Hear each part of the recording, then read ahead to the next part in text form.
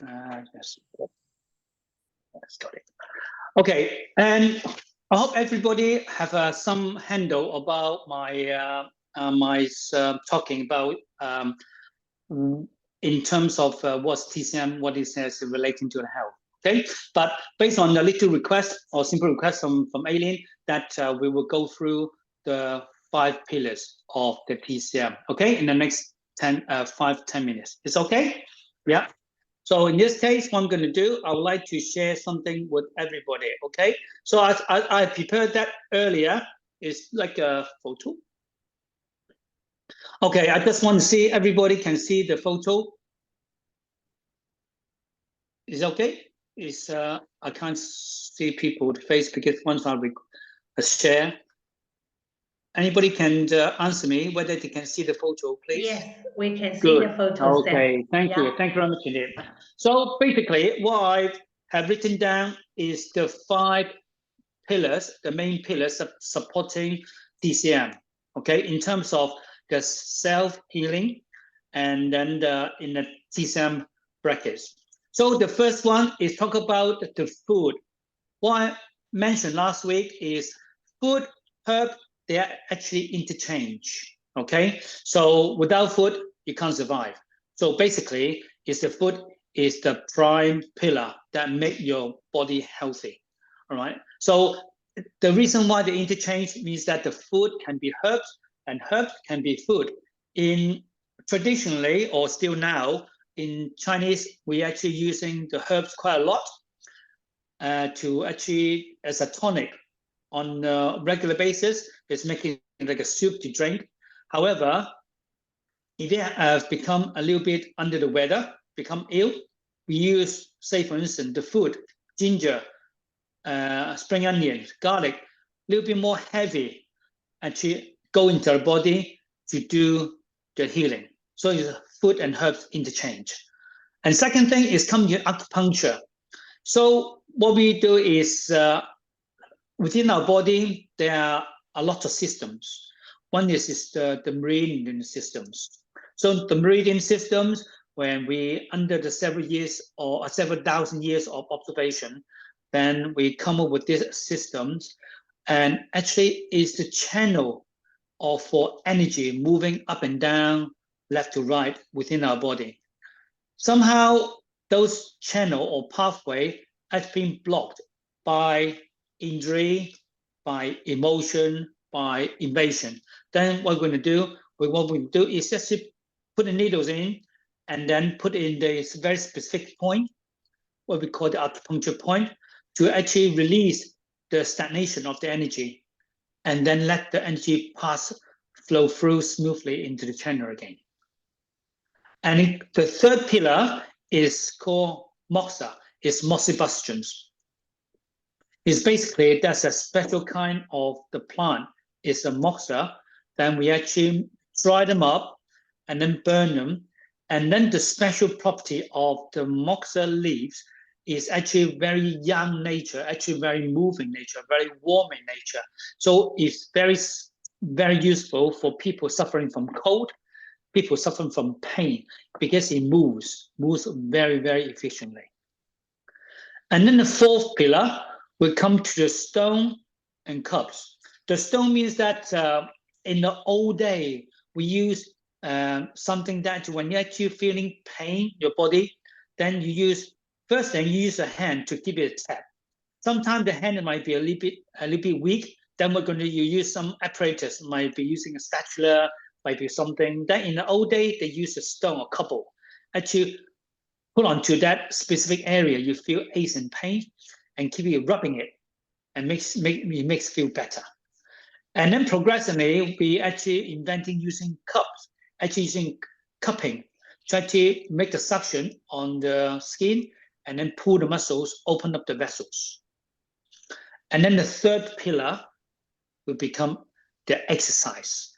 Okay, the exercise that helps us to moving the chi up and down and mobilizing. When the chi moving up down the body, and then all the fluid will move with the chi as well.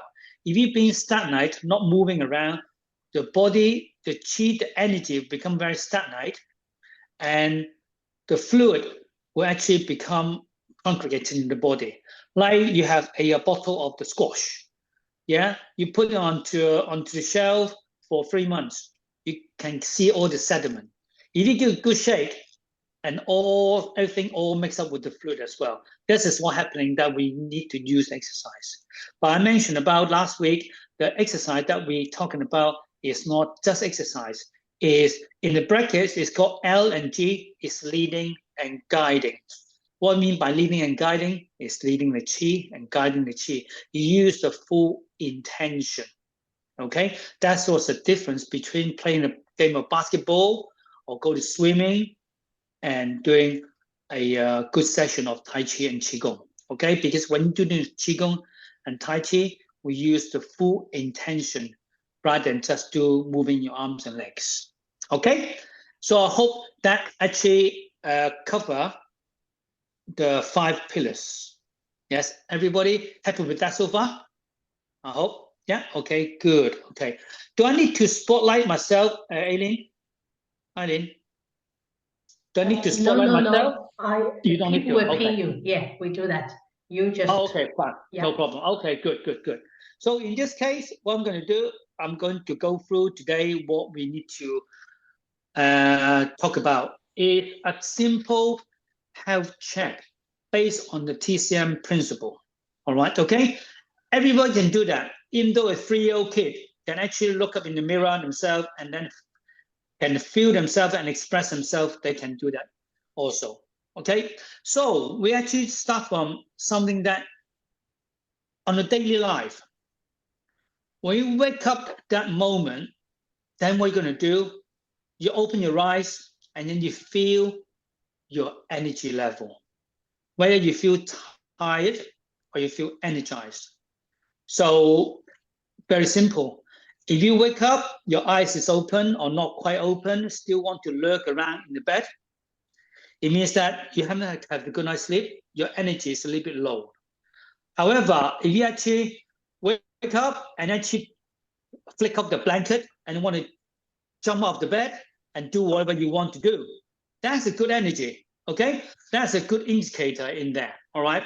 So it's a second scenario. You want to jump off the bed, do whatever you want, okay. The day, you'll be no problem with the energy. But however, you wake up, still want to lurking around in the bed, not doing anything, you still very tired, then you have to pay a bit attention to your body. Yeah, all right, okay. And the day progress, see whether your energy level actually change.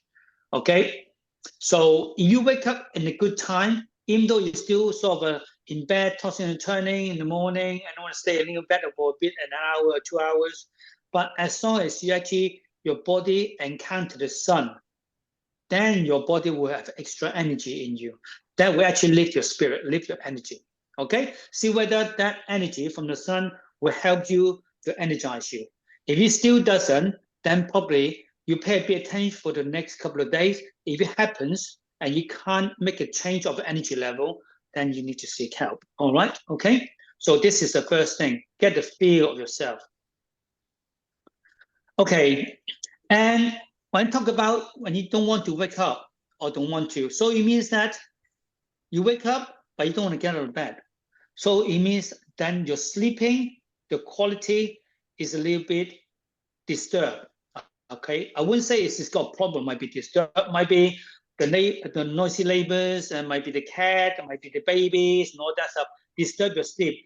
If you got influenced by the external factor, that is okay, okay?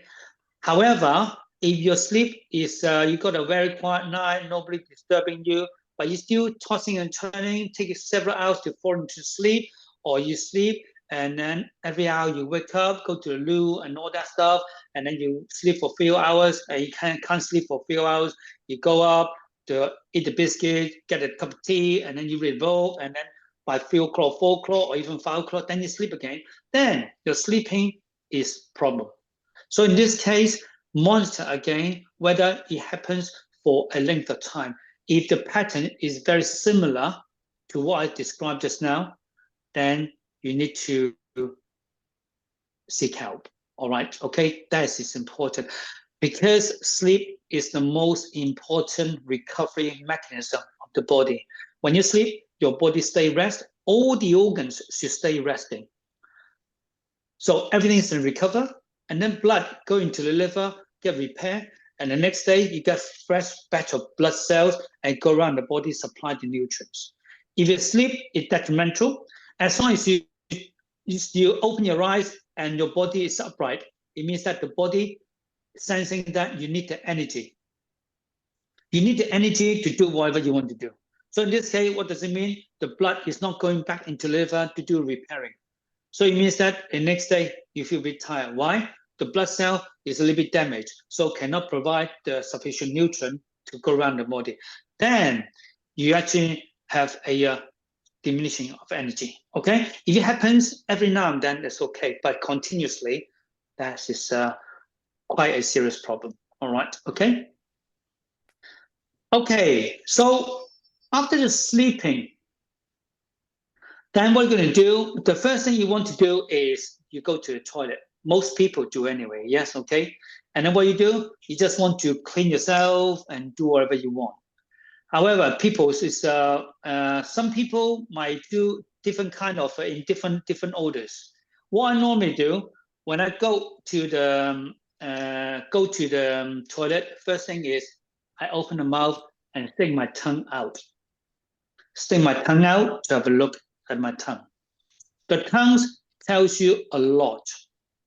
The whole tongue tells you the esophagus, which is the tube that actually the food goes in, and all the way to the other end that the waste actually coming out. So in this case, the tongue tells you a lot about your body. At the moment, I'm not actually spending too much time on the tongue. However, something that you want to pay attention, that tongue color should be nice and light pink color, not pale. And it's a little bit moist, but not dry. A little bit of coating is transparency coating, but not thick. If you got a thick coating and also with color, that means that you got damp in the body. All right, okay. So there, the tongue tells you a lot about your body. So let's say at the moment, I want to pick somebody. Anybody has got volunteer? Anybody want to stick the tongue out and let me have a look, and then I tell you that whether it's a good tongue or it's a bad tongue. But I need good lighting though. Okay, Purple Denise. Okay, okay. I tell you what, let me spotlight her. Purple Denise. Okay, I need to spotlight for everybody. Okay. Now you can see lovely Denise. Can you get closer into the camera, please? Closer, closer, closer. Good. Okay. Right. From the angle there, it looks like you got two little cracks inside in the middle of the tongue. Yes. And the tongue is a little bit purple as well. Yes. Good. Thank you. That's it. That's all I need to know. Thank you very much. Okay. So I just want to spotlight myself back onto for everybody. Okay. Oh, I just removed your spotlight. That's it. Remove spotlight. Okay, good. Now, talk about tongue. If anything cracks, it's indicating the dehydration. You think about a pot plant in a house. If you don't put the water into a pot plant for 2 months, what do you see? A crack. Yes, okay. So basically, your body tend to be dry. However, it's no good that you say, "Oh, I've got a crack there. I'm going to 3 pints of water, keep water in." It doesn't work, because if you have a crack in your pot plant and you put 3 pints of water in there, where does it go? You drain it through, doesn't it? It doesn't absorb. It just drains through from the bottom. So in this case, what does it mean? You need to rehydrate your body little by little, little by little. Okay? The body is like a sponge. In here, it's like a sponge. So if you drink water in there, absorb straight away. However, if you actually put it down too much, what does it mean? Too heavy, go through there, through your stomach. The stomach say it's too heavy, I can't have it, and straight into bladder, and out it goes into the body. All right, okay? So a lot of people saying that I've been drinking a lot, but I've been weeing a lot as well. I'm still thirsty. It means that they're drinking the wrong water. The temperature of water has to be around 60. Okay, so you drink your water with good temperature, around just like you're drinking a cup of tea. That's all the temperature, sipping away. By the time we go into here, it's all absorbed. All right, okay? So this is the first thing about your dehydration, talking about tongue. I think everybody happy with that so far? Good. Now touch on that extra tongue, the character I saw from Purple Denise is the tongue is a little bit purpley color, isn't it? Yeah. So I said the normal color is light pink. So when you see something purple color, what does it mean? When you see the bruising in your body, when you get a punch, in a couple of days' time, you turn a bit bruising, isn't it? Yeah, in a few days' time, you turn to be green and be yellow. Purple color at this stage, it means that you actually is a slightly dehydration or slightly blood stagnation or bruising in your body. So what does it mean? In the body is 80% is fluid, okay? Give or take 78 to be precise, but we say 80. So if your body dehydrate, it means that your blood is getting thick, isn't it? Yes?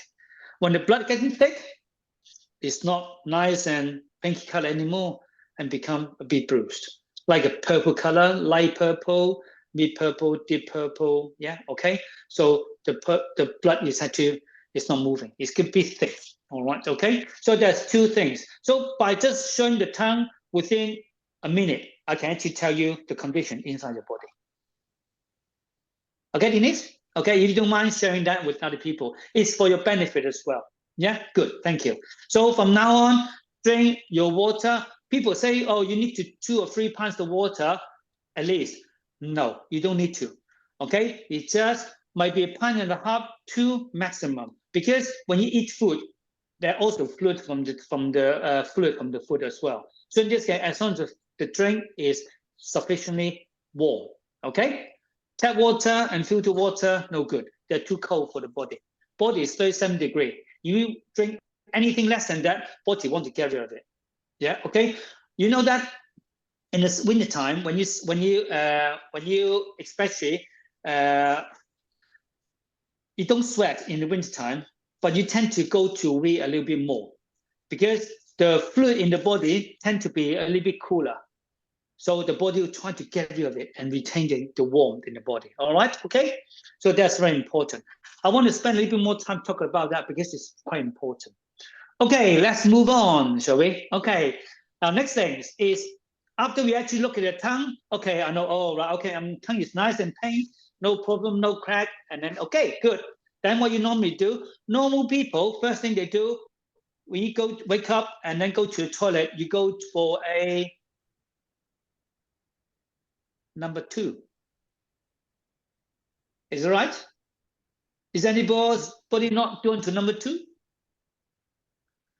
If you don't go to number 2, it means that your body, the digestive system, intestinal function is a little bit sluggish. So first thing is you should be really want to go for a loo. But before you go to number 2 first, look at the tongue and go for number 2. All right, okay? Now, if you look at the number 2, because the number 2 is based on what you eat, your digestion, absorption, go into large intestine, and last stage of the absorption, because large intestine, what does it do? It's actually eliminate and also absorb all the fluid from the poo. Yeah, okay? Absorb the fluid back into your body because the body needs to get the fluids from everywhere. Okay, so in this case, if you're not going to toilet for a couple of days, your poo tends to be a little bit harder because the large intestine try to absorb. Yes, okay. But if you go to a poo every day and 3 times a day, your poo is a little bit runny because it hasn't got enough time for the large intestine to absorb the water. Yeah, okay, that is a fact. All right, that's the fact. So normally the poo is how many times? 1 or twice. Okay, 3 times possible. More than 3 times, it means that something wrong with your digestive system, not holding the feces. All right, okay. So if you go twice, it's quite normal because people cannot pushing out in the first round after a certain amount of food and then press it down and then goes again. Yeah, okay, that's quite normal. But however, it's the poo quality we need to pay attention. People just make number 2, wipe your bottom and just forget about it and close the lid and go. That is very wrong. That is very wrong. What I would advise you to actually, you don't really need to smell it, because if you have a smelly poo, you smell it anyway, okay? But the smell indicate the body is got something wrong as well. The smeller the poo is, the hotter your body. The gut is getting hot because the poo is getting the heat inside, is getting super fermented. So in this case, it's getting a lot smelly. If you eat a curry, 1 day, 2 days, fine. You continue. So that if your body is not used to that sort of a diet, you tend to get the smelly poo. Okay? And drinking a lot of alcohol give you smelly poo. Heat give you smelly poo. All right. Okay. So that's the one smell. Another thing you need to think about your poo is the quality of the poo. Okay. Now you get soft poo, you get medium poo, and you get hard poo. Okay. So I talk about those 3 different kinds. The medium one is a middle poo, which is a medium like a banana, and it's nice and good. Okay, like banana, like a sausage. On either end, there's a dry poo. You're not going to toilet often enough, or just dryness in the body. If it's a too soft poo, your body cannot absorb the fluid back in the body. All right, okay. And one thing you need to think about the poo is flotation. Do you ever get any poo that actually floating up at the top? They're not actually sinking down. No? Yes? No? You never, but you never look at your poo. Okay, have a guess. Sam, most people too shy to talk about such Oh, see, that might be such important okay, issue. yeah, I understand that. Yeah, but when you actually going to see a Chinese doctor, we actually have all this. You know, you'd be embarrassed, but no embarrassed. This is quite factual. Okay, I want to share with you that if you have a pool actually floating, it means that 2 reasons. The pool is not compact enough. It means that your digestive system, no, the intestine not absorbing good enough of the fluid. Okay, but second reason might be a little bit more serious. You know, the pool is supposed to be solid, but when I give you a piece of meat, when you actually put the meat into the water, it sinks. Yeah, but you put a piece of fat into the water, they tend to float. Yes. Okay. So in this case, if your pool is floating, if it's not the first reason that it's not too compact. It's very compact, but it flows. It means that your digestive system cannot digest fat. It comes out into your pool. All right, okay? That is a leading into more serious problem. What serious problem? What actually help us to digest fat in the body? Anybody? Good guess? No? The bile. The bile, the green color bile. Okay, the bile is actually secreted from the gallbladder. So it means that your gallbladder might have slight dysfunction, or because the gallbladder is not produced in the bile is not produced in gallbladder, actually produced in the liver. So, however, there might be the liver cannot produce bile, or the bile can be secreted from the gallbladder. So there might be a 2 weakness. It's either liver or gallbladder. Okay, it sounds scary, but it's nothing scary, but it just gives you some indication. It's something that you need to do a health check. Okay, so in this case, okay, there might be something wrong. If you continue to like that, then you need to seek help to actually have a further confirmation about what's your condition of the liver and also the gallbladder. Everybody happy with that? Okay, that's the pool. And next things what we talk about is after the pool is the pee. First in the morning, you get the pee very dark, very smelly. Is it right? Yeah, mostly. This is normal. This is absolutely normal. Because throughout the night, you don't tend to pee, and the body doing all the, like I said, recovering and then generate a lot of waste. In the morning, actually try to get rid of it. So the first wee is quite dark and strong color. However, throughout the day, your wee should be a straw color. If your wee is getting bit either side of the color is too dark or too pale, then it's got something is not quite right. I wouldn't say it's a problem coming right. If you have the wee all out the day, throughout the day, it's got quite dark color. However, if you're eating a lot of vitamin pills, then your color, especially the vitamin C, the color of the pee will be a bit orange color. All right, okay? I'm saying that it's under no influence of any drugs, then, or no influence under any coloring food. Then your pee should be like a straw color. Yes, okay?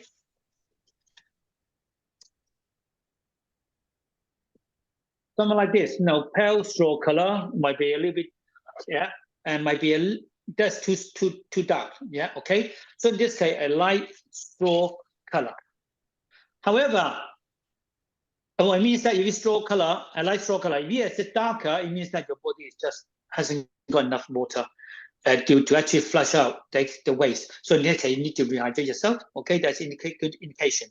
And also, if the wee is pale to the extent that it's actually white color, it means that, what does it mean? Drinking too much water. You drink too much water, straight out. Your body is not, the water is not being utilized to actually carry any waste out of the body. So you drink too much water, too cold, too much, and then straight out. Okay, very good. Thank you, Denise. That's very good. Yeah, okay. However, if the wee comes out, normally, even though it's a dark color, it should not have any sensation. Should not have sensation. If you have sensation there, what does it mean? Mostly the sensation will be a little bit stingy color and a little bit burning color. Okay, so to start with, and people will think it's cystitis. Okay, Infection. However, this is not entirely true. This is not entirely true.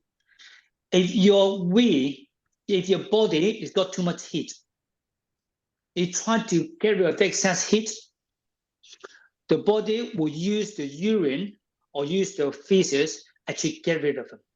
Okay, the quickest way to get rid of them through the urine. So when you actually have a wee actually bit hot, and then passing through your urethra and coming out, and just monitor that. If it just happens one day, next day is more or less diminishing, it's not infection. Okay, so again, we have to go through that again. If people said, "Oh, you got cystitis, and you have to use this drug, use that drug," and hold on a minute, I'm not using antibiotics yet. Okay, I need to see that the next day whether actually, when you actually drink a little bit more water, actually flush the heat out. Okay, and then see whether actually diminishing. If it's diminishing, that the diagnosis is wrong, having information. Okay, if you continuously doing that, then you might have a chance of infection. Okay, always because you understand your body better. All right, okay, so always good, always working really well. And next week, I'll talk about that when you talk about the way how to do the remediation through the food or any other method. All right, okay, but today I just want to do the health check first. So, okay, next one. When you actually woken up, what do you normally do is wow, I feel really good. I feel good. Yes, okay. And that's something, oh, that's it. Your energy is up. You feel good. Okay. However, if you, oh, I'm very tired, but I feel very good. Yes. That's also is good sign as well. But the people say, I'm really energized, like, I'm charging it. Yeah, go to the office. I'm going to tell somebody off, and then it's not finished the project, not give me the document, all that. And the energy is good, but however, the emotion. Then you have to listen to yourself, look yourself in the mirror, and look at the state of the emotion. Okay, the energy and the emotion, they correlate. However, they're actually not 100% good energy. Doesn't mean you got good emotion.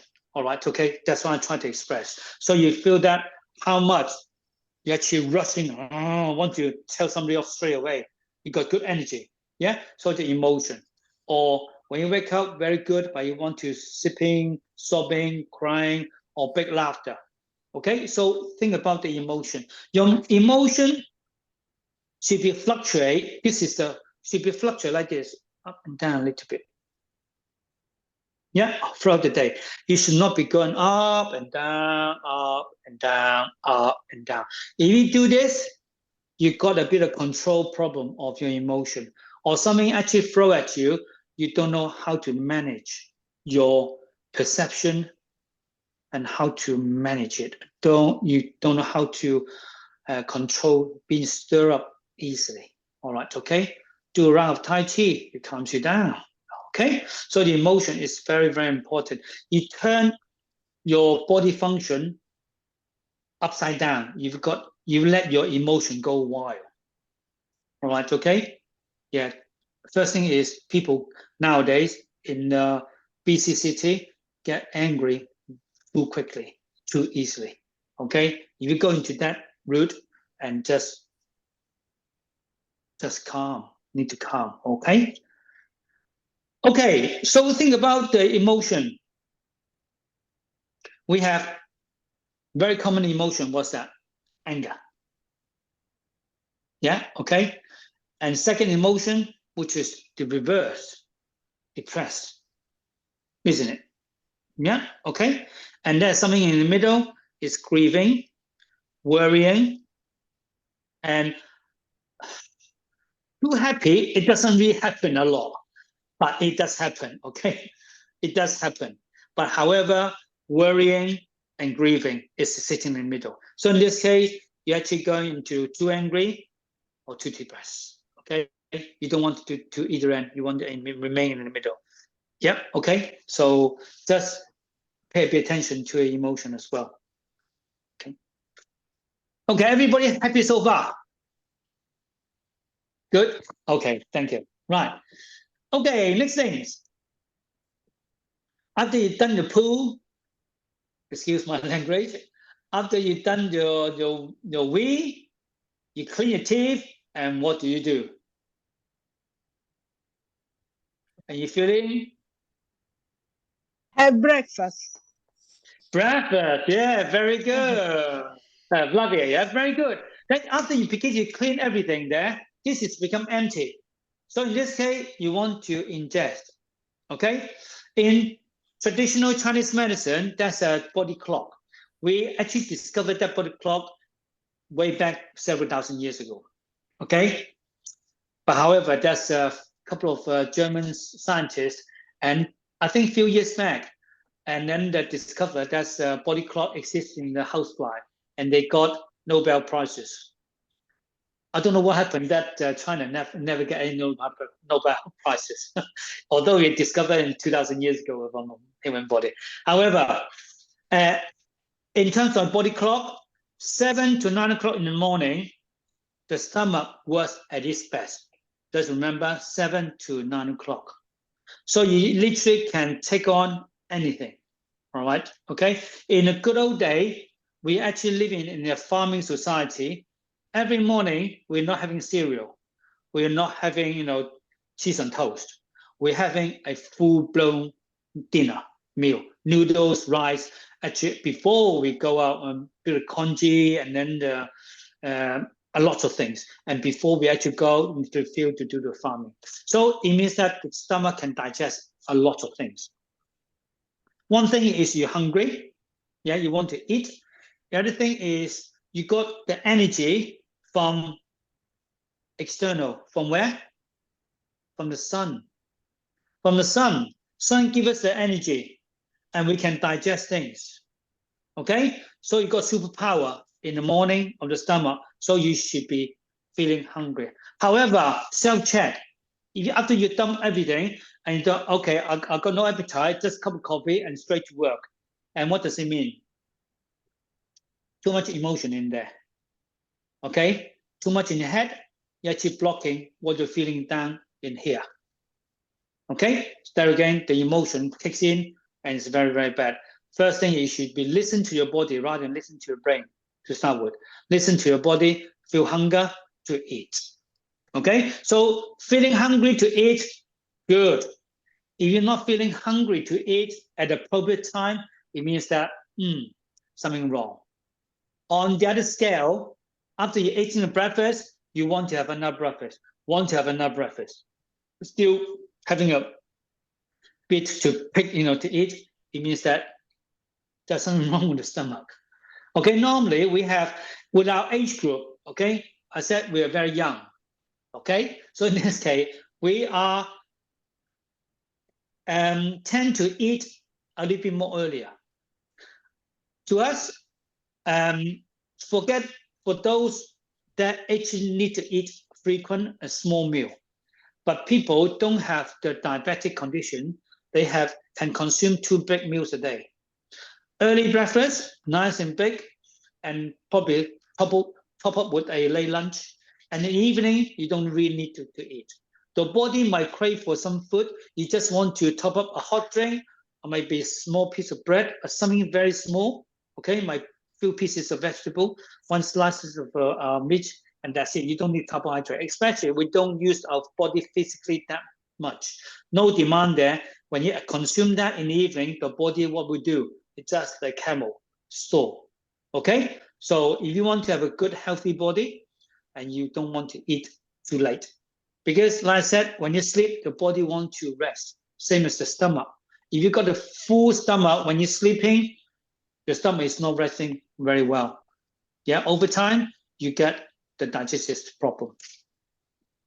Okay, so that's it. So the hunger gives you the indication that whether you're in good health or not. If you're getting angry, most people don't have appetite to eat, isn't it? Yeah, and people get depressed. They can go to 2 spectrum, could be getting very hungry. They eat non-stop, comfort eating, isn't it? Comfort eating. Or they just don't want to eat, don't feel hungry. I feel bloated, the stomach feel bloated. I don't feel now hungry to eat. So hunger is another good indication of your health. Everybody happy so far? Good. Next thing is about sweating. Sweating is another good indicator of your health. Everybody sweat. Under a normal circumstances, the way you exert yourself, if you are huffing and puffing after some fast movement, then your body would try to regulate your body temperature. When your body temperature rises up, your body tries to regulate it and open the pores, sweat. When you sweat, you cool down. Yes, okay? But if you sweat abnormally, like if you're sitting down here having a good chat, you just listen to me, all of a sudden you sweat, full of sweat on the forehead. Okay, you need to wipe yourself, dry yourself. That's very, very serious. That's very bad. When you're getting nervous, your palm getting a bit sweaty, your soul getting a bit sweaty, that's based on the emotion. That's quite normal. But what I'm talking about is when you're sitting around and you feel the body sweating. Yeah, okay. Now 2 prime example, and then in this group, most ladies is about 45. Yes, most of them. I'm not saying all. Most of them 45. Yes, okay. Have you gone through the nasty period, menopause? Yeah, okay. Going through, Hot yeah. flashes.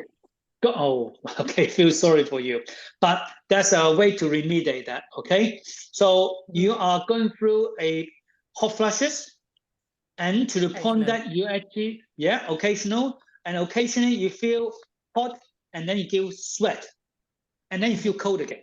Yeah, hot and cold, hot and cold. Yeah, so this is the mechanic that your body is lacking of the yin, lacking of the fluid.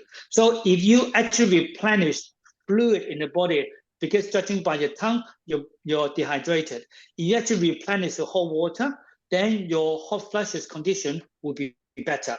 Don't do with anything cold. I said, oh, I'm too hot. I want to drink something cold. No, don't do that. You make it worse. All right. So in this case, abnormal sweating and menopause is one of the conditions.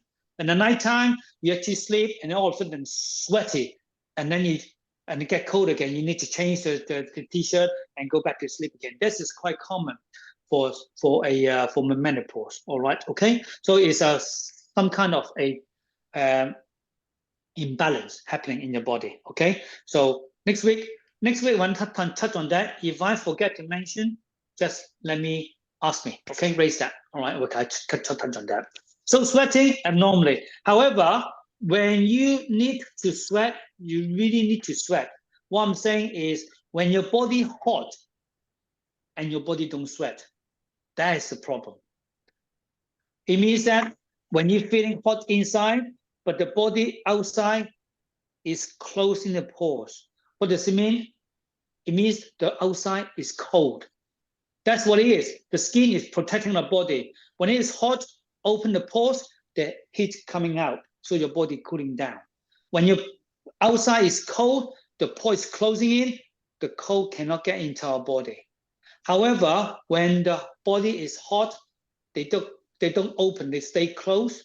That is the problem. People get high temperature fever. All right, okay? There is a lot of misunderstanding the way we're dealing with fever in Chinese medicine and Western medicine. In Western medicine, what they do in terms of when they have fever, dumping the kid into ice water. Yeah, putting cowpose in and try to deflame the body. Okay, the body response is telling you that something is happening. If I want to vent the heat, don't just suppressing the body normal response. In Chinese medicine, we normally do is actually help the body to open the pores, let the heat out, the body temperature will drops. Okay, this is the one way of actually remediate the fever. Yeah, the one thing is very common that we do dealing with the cold, common cold, people feel hot and feel cold alternate. Then what we're going to do, we have to make yourself sweat. Make yourself sweat. Then the cold will come up with the. I think I mentioned last week, didn't I? To have a remedy to actually get the cold out with the ginger and spring onion. Yes. Typical example. Typical example. The cold will come out of the body within day or two tops. I have that with me. I can talk through my own experience. All right. Okay. So sweat is one of the major things that you need to pay attention to. Okay, next things. Something that is happening, but we should not be feeling it. Anybody have a good guess? It's important. If you stop, our body's dead. Breathing. Breathing? No, The breathing. You actually, heartbeat. The very heartbeat. good. Very good. Yes, I think I'll give you the medal. Yeah, it's a heartbeat. Heart pumping about what? 50 to 60, beats per minute. All right. Okay. So it just times how many times a day. So the heart is getting very hot. But normally when you sit down there, we don't really feel this. It's pumping around, isn't it? Okay. So the pump is then very mellow. Pump, pump, pump, pump, pump, pump, pump. Okay. So when you actually exert yourself, why is the heart is pumping a little bit faster? Because the body needs oxygen. So we have Okay, breathe in more, the heart pump, pump, pump, pump, pump, pump, and then provide the oxygen into the muscle, do whatever you want. Okay, especially when you do the Chen style, you need more energy than doing the Yang style. All right, okay, and also do the Kung Fu Fan, you need more oxygen. I told you actually after the round of Kung Fu Fan, you feel so good. And you feel heart pumping and then sweating, which is very good. So the heart is pumping, and normally you don't really feel it. If you feel the heart is pumping, and when you're sitting normally, it means that your heart is actually doing extra work, squeezing harder. That's why you feel a little bit more. Why is squeezing harder?